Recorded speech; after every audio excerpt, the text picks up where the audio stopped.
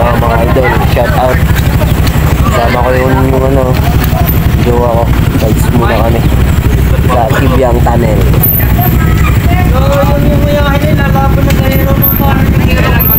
Kasama ko sila Kuya JP.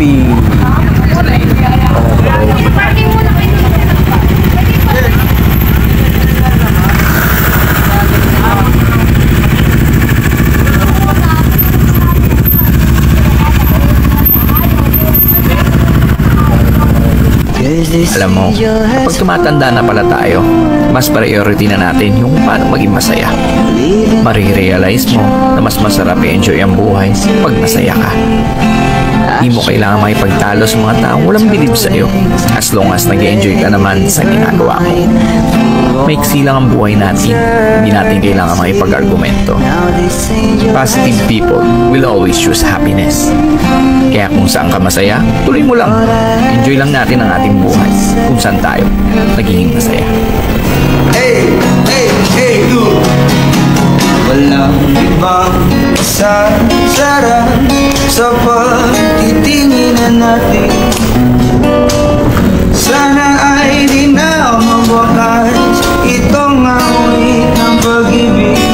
Awit natin ay huwag mong kalimutan. Pangako ko naman ay lagi kang pagbibigyan. Oh, magpagkailanman. Hey! Yeah!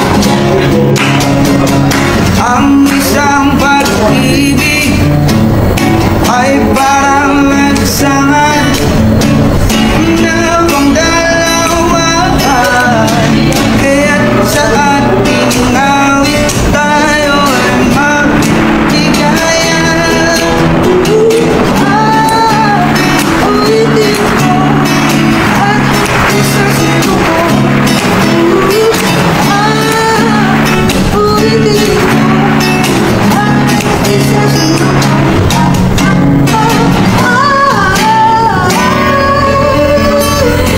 Alam mo, isa sa pinakamasarap na pakiramdam ang pagmumotor ng long ride. Yung tipong pagsakay mo pa lang ng motor, pagpaandar ng engine, may mararamdaman ka ng kakaibang saya. Dahil kapag nagmumotor ka sa mahabang biyahe, talagang nakakawala ng stress at ma-appreciate mo pa ang ganda ng mundo. Yung tipong habang nagmumotor ka, masasabi mo na lang sa sarili mo na, wow, ang sarap palang mabuhay. Ang ganda pala ng mundo. Lalo na kapag ang patakbo mo yung chill lang, yung ini-enjoy mo lang talaga ang moment. Madami kasi tayo kanya-kanyang problema sa buhay. Pero kapag nagmomotor ka na, makakalimutan mong problema mo. Lalo na kapag maganda ang view, maganda ang kalsada, tapos hindi mo namamalayan, nagkakaroon ka na pala ng positive mindset dahil magaan ang pakiramdam mo eh. Kaya kapag stress ka na, kailangan mo lang din talaga minsan ng mahabang biyahe bilang isang pahinga eh. Ang weird no? Kasi nakakapagod magmotor pero ito yung pahinga ng gusto-gusto ng marami. Pero sasabihin ko sa'yo, hindi katawan ng napapahinga kapag ka naglo-long ride ka eh. Kundi yung utak mo, kundi yung sarili mo mismo. Kaya deserve mo rin mag-enjoy. Deserve mo makarating sa magagandang lugar. Deserve mo ng bagong experience, ng bagong kwento.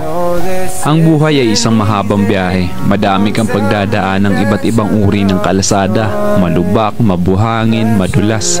Kailangan mo lang din talaga maging maingat. At pwede kang huminto para magpahinga. Tapos, biyahe na ulit. So paano ba yan? Hanggang sa muli. Ride safe always and God bless. That your love is gone.